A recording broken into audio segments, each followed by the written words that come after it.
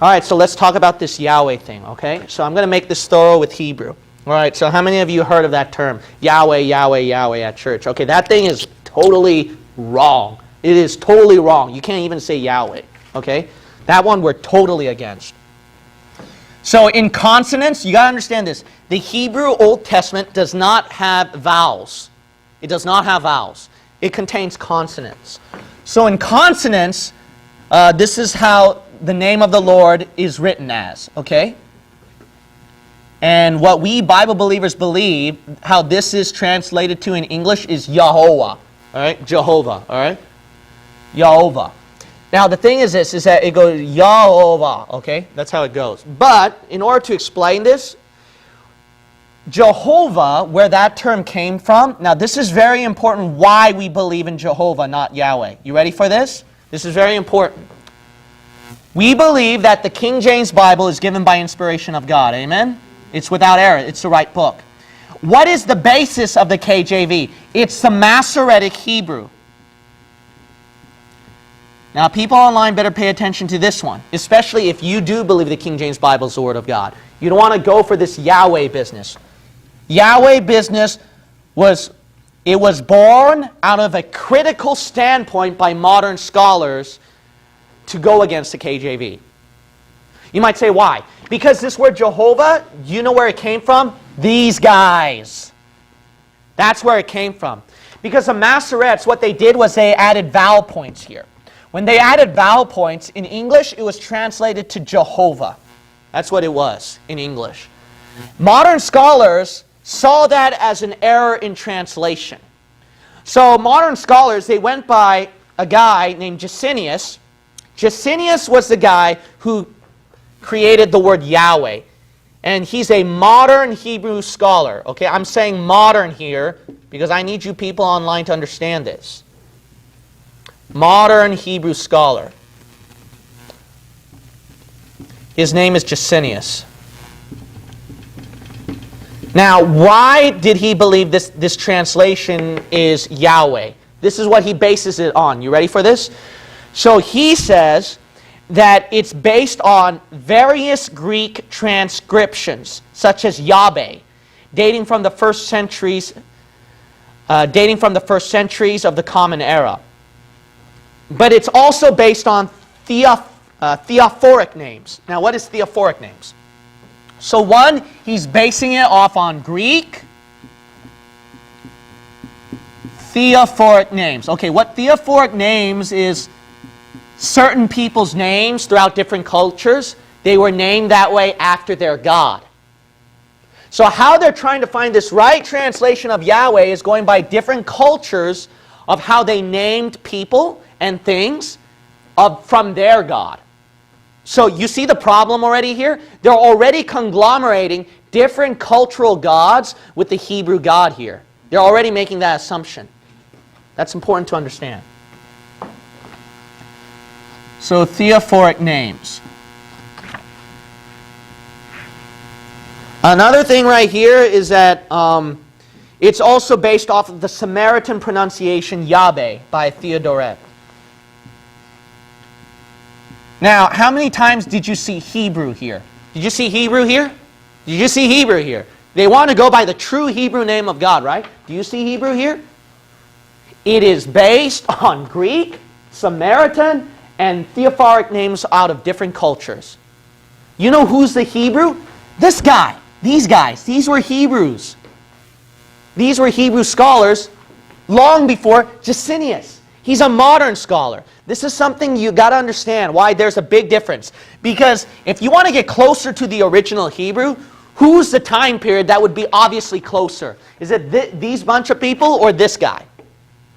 This bunch right here. Here's another thing. Didn't you know the Hebrew language was carried on by the rabbis and Jewish leaders that time? That's how Hebrew was preserved. People didn't, the Hebrew language, it was becoming a lost language. The only way it was retained is because of their leaders. It wasn't until the modern century that they revived the Jewish language. So they're trying to retrace back. But guess what? It's already been 1,000 years almost. But these guys carried it, remember? The scribes, the Jewish leaders, they're the ones retaining it. Who do you think is obviously more obvious? Especially if a modern scholar bases it off of this, who do you think is going to be more reliable then? Yeah, it's the Masoretes. And they're the ones that gave the name Jehovah. Modern scholars criticize the Masoretes as being inaccurate. So because these guys were inaccurate according to modern scholars, they said that the way, and you know what they're basing it on? Theory. They said it's not provable. They can't prove it 100%. They're basing it on theory that they just added vowels from Adonai or stuff like that, and that they're just adding it all over here, so thus it's a false name. So they're saying all this stuff without 100% proof. So the thing is right here is that they're going by Gesenius. What's the basis? Based off of this. That's not even Hebrew. Now here's another thing, is that the Aleppo Codex and a variety of biblical manuscripts dated between 700 and 900 support Jehovah. Another one is Maimonides, I think that's how I pronounce his name. He's 1138 to 1204. He's a Jewish scholar, and he said that the Tetragrammaton, this thing, was pronounced Jehovah. So to say Jehovah was a made-up name until much, much later on, that's not true.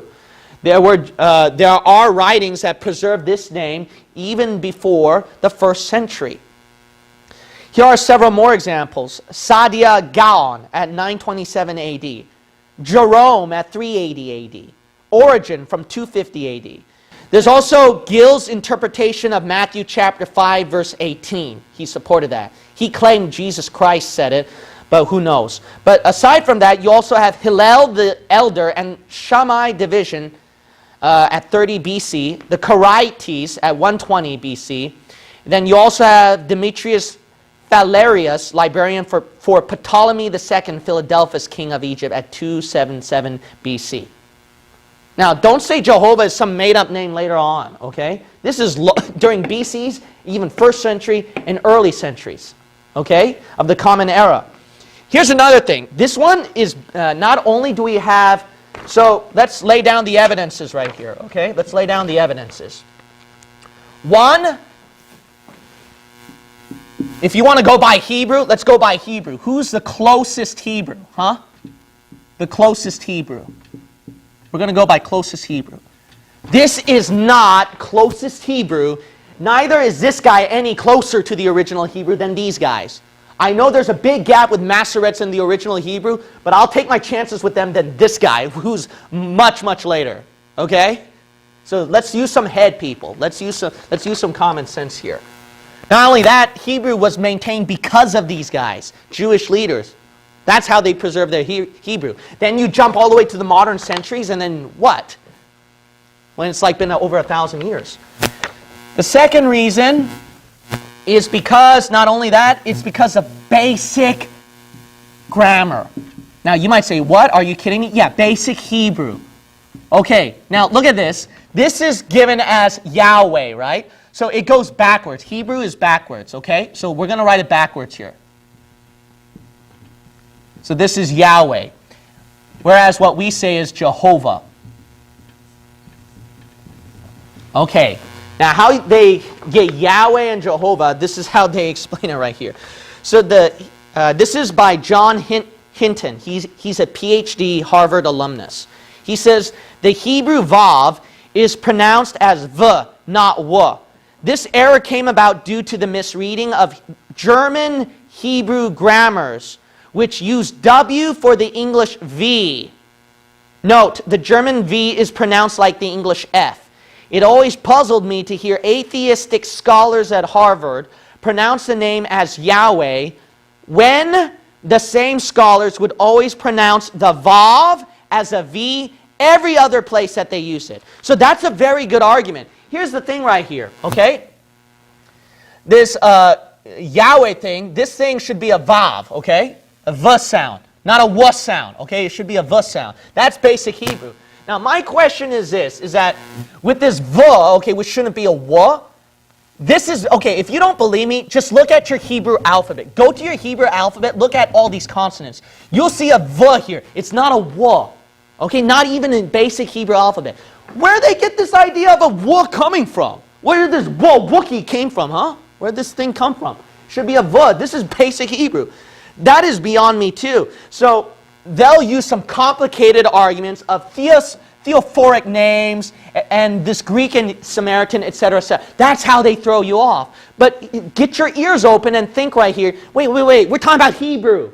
Hebrew. See, they throw you off by using terminologies that you don't understand until the common man will explain you what the common meaning is, and then you'll realize, oh, this theophoric thing is stupid.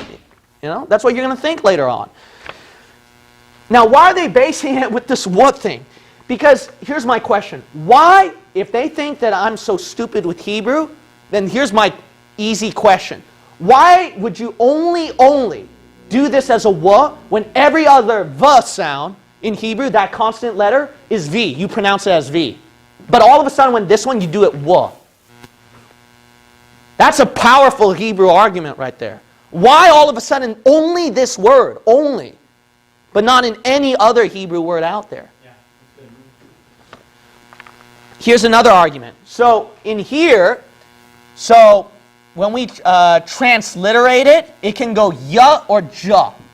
It can go ya or ja. Now, if you remember my other video concerning Yahweh, I was mentioning different Hebrew, Greek, European languages, Latin, Old English, and etc., how it would go, okay?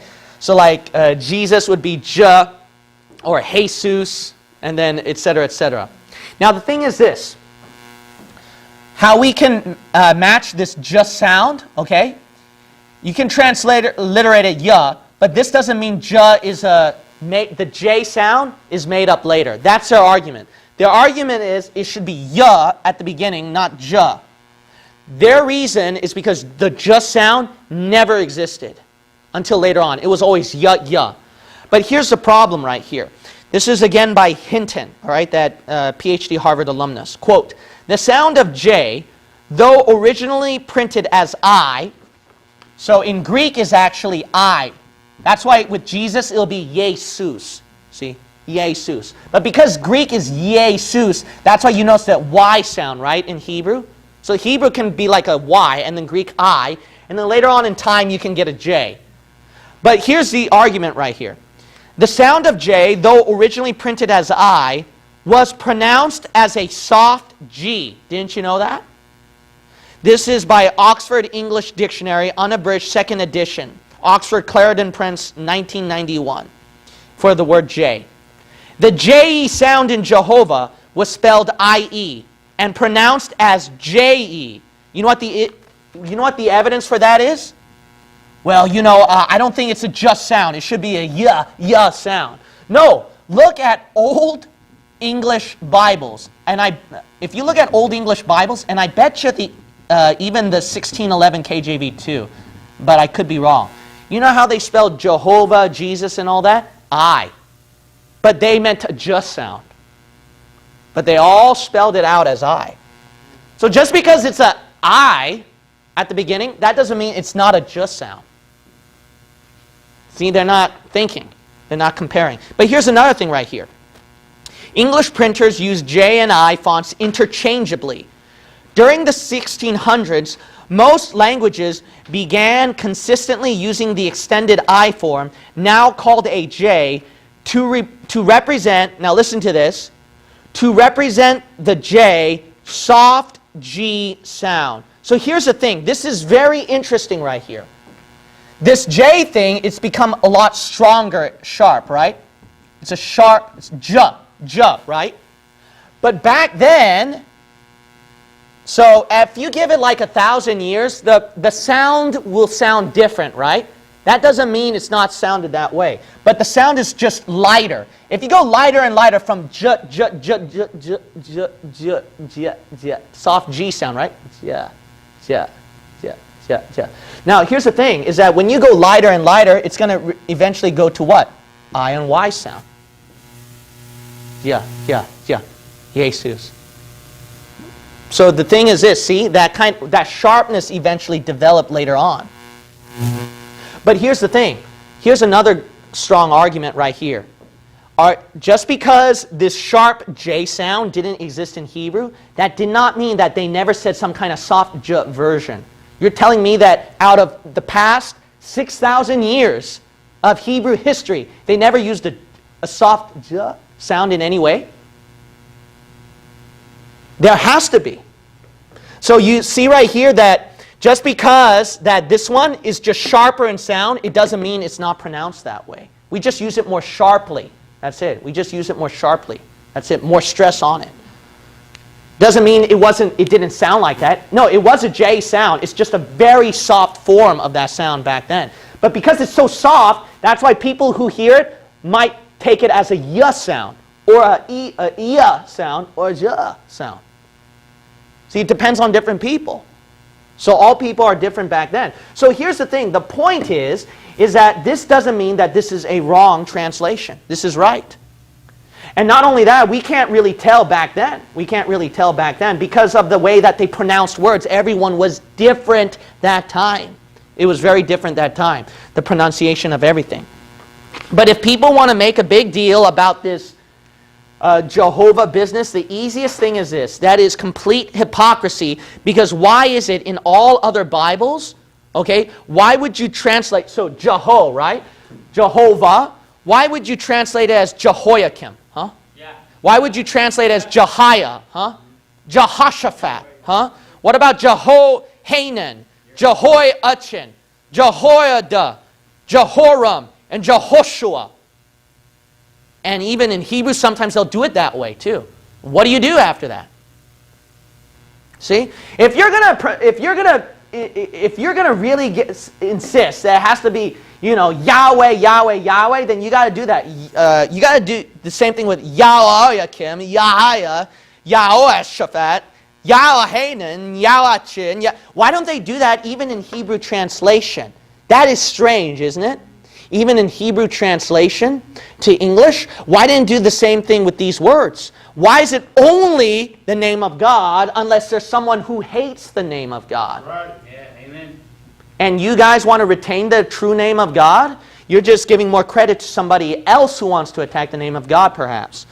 But here's something else. I argued that Yahweh was a name from pagans back then. That's where the name come from. But if people doubt it, then this is by a Jewish article. This is by a Jewish article. It's by Ariel David, September 3rd, 2018. You know what his title was? Jewish article. When God wasn't so great. What Yahweh's first appearance tells about early Judaism. You ready? Now this is the first mention of Yahweh, their historical artifact. It's from a Moabite stone. The oldest extra-biblical reference to Yahweh is in a 3,000-year-old Moabite stele which boasts of defeating Israel, may mention King David, and paints a very different picture of God than the one we know. That's the oldest evidence of Yahweh. You want to go by that now, huh? That treasure was a nearly 3,000-year-old inscription in which the king of Moab boasts of his victories against the kingdom of Israel and its God, Yahweh, called the stele of Mesha. It contains the earliest known extra-biblical mention of the deity worshipped by Jews, Christians, and Muslims. And wait, no, don't put me in with that. Don't conglomerate me with different cultures of how they're using their name of their God. Since its discovery in 1868, it has fueled the argument over the historicity of the Bible. On one hand, the stele confirms some of the names and circumstances found in the biblical text on the monarchic period and may even mention King David himself, and it attests to the existence of a strong cult of Yahweh in ancient Israel. Let's keep reading right here. On the other hand, it suggests that the culture and religion of the ancient Israelites may have been radically different from Judaism today. The ancient Hebrews may have been much closer to their much maligned Canaanite adversary than the Bible lets on. See, that's where they get their name of Yahweh from, because of different cultures, how they took their names from their God. And that's how they can find the true word of what the Israelites may have called their God that time. Let's see right here. Scholars have had the Bible for millennia, and parts of it are considered plausible by historians. But when you find an inscription that comes from the distant past, from the very time when these things happen, it suddenly become real, says Matthew Richel, a professor of Hebrew Bible and one of the researchers behind an exhibition at the Collège de France in Paris celebrating the 150th anniversary of the steel's discovery. It is again Chemosh who decides to restore Moab to its people and speaks directly to Mesha, telling him, go take Nebo from Israel. Just as God routinely speaks to Israelite prophets and leaders in the Bible. And in conquering Nebo, Mesha recounts how he massacred the entire population as an act of dedication to his gods. The exact same word and brutal practice used in the Bible to seal the fate of Israel's bitterest enemies. Although there are only a handful Moabite inscriptions out there, scholars had no trouble translating the stele because the language is so similar to ancient Hebrew. Oh, wow. Isn't that how they fool you, how they get to the closest Hebrew? Because in reality, they went to a Moabite stone, and it's so similar with Hebrew. So that's why we're going to use that. See, that's what they mean by theophoric. See, they're fooling you. Of course it is close to the original Hebrew. They're just not telling you that how they find out about the original Hebrew is the cultures during that time who are around the ancient Hebrews.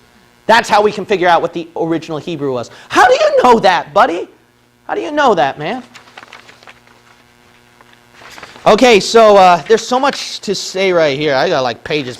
I can't read all of it, but this should convince you that this is a pagan name. Okay, it's from some kind of Canaanite, Moabite, desert god, etc., etc. But again, the title of the article, I mean, it's written by a Jew as well, so people don't look it up. This is the oldest inscription. The first time Yahweh is mentioned. This is based on a Moabite pagan stele. And you already see almost enough paganism to produce this Yahweh name. So Yahweh is what? I'm going to say it again. It's a pagan god. Nothing would make Satan happier than to corrupt the name of God. All right, I'm going to lose people, but that's my job. You came here to watch me because of truth, right? And I don't want you to saying the wrong name of God all this time. That's the reason why. All right? So as much as you might hate me and I love you instead, go ahead and unsubscribe. All right? I love you and pray for you guys.